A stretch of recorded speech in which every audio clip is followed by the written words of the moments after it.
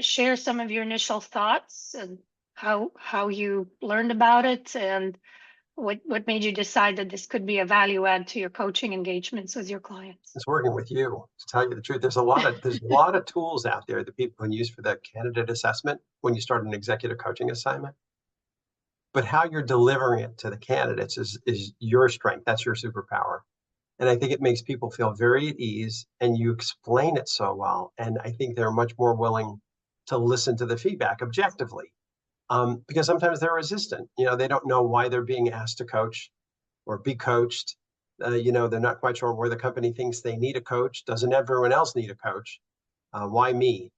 And so one of the first things we do is we do the PXT, self-assessment to give them a feel for their strengths and their weaknesses and their proclivities and all these other things.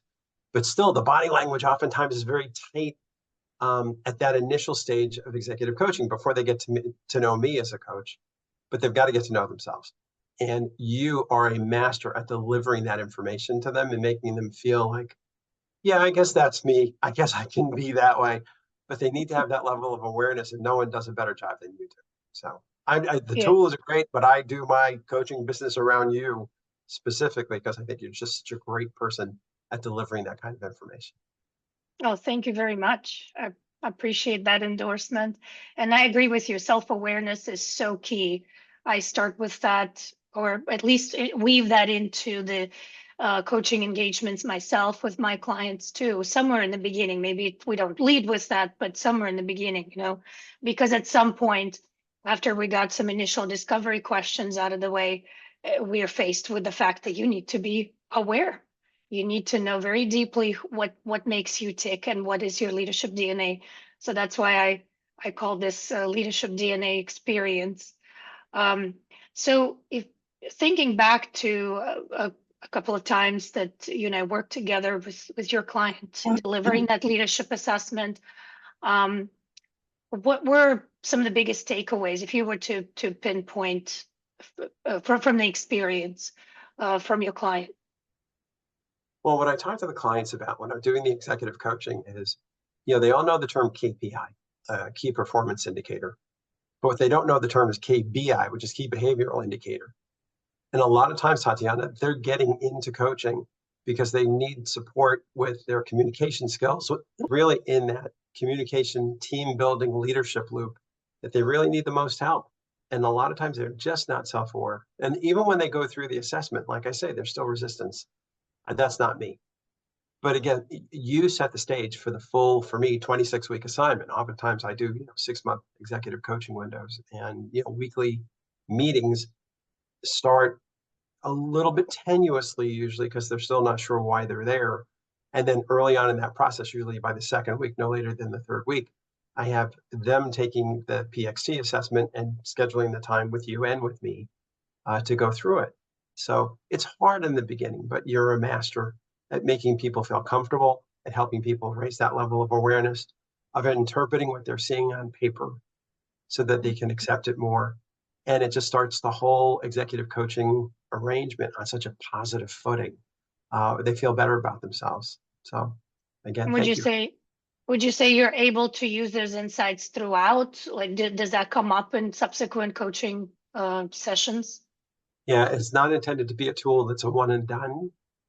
We'll refer back to it. Now, we refer back to it kind of on a casual as needed basis, but certainly at the 3-month mark. And we go through it again. And then as we're preparing for the 6-month mark, we go through it again. Because it's like, where are the learnings? And what areas do you feel like you've strengthened? And what areas do you still feel like you need to develop? And that's kind of the key to this. It's self-awareness. There's no judgment in this. And I tell people, don't be too harsh on yourself. You're a human being like we all are. But the reality becomes they need to kind of understand where they start and what's so important to them. And what I tell them at the beginning is where you're starting is just your starting point. What I'm interested in is where we are 3 months from now, 6 months from now, and what's that delta? And are you looking at where that gap is? And are you strengthening it? Are you building muscle around it? And it all starts with having that self-assessment tool that allows them to go back and reflect, because that's where the awareness comes in. Yeah, and you can't fail who you are. That's why it's so important to understand what is it that you have And then you choose what kind of music you're playing with the piano keys you were given. So it's Yes, both the great. nurture and nature, It's a good way to and put it. and knowing that it certainly helps. If you were to recommend this experience to someone, um, who do you think would benefit the most from this kind of experience, a leadership DNA experience? Well, the leadership DNA experience to me is standalone. It doesn't have to be part of an executive coaching assignment. It does make sense within the coaching context, of course. But any executive, business owner, um, someone who wants to move their career forward, there are things that hold people back that they're not aware of. And that's the same for me as it is for you, Tatiana, as it is for everybody else on the planet.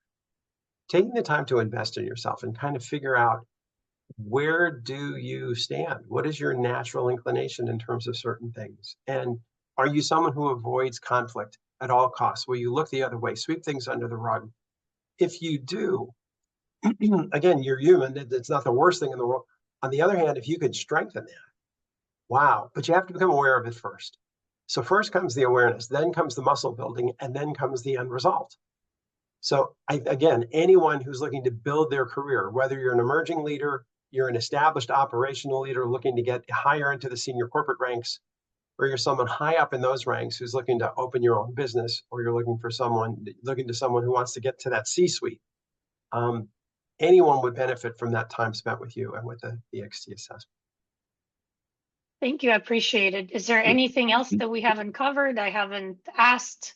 I think we talked about the benefits. We talked about who would benefit from it and takeaways. Is there anything else that I didn't ask?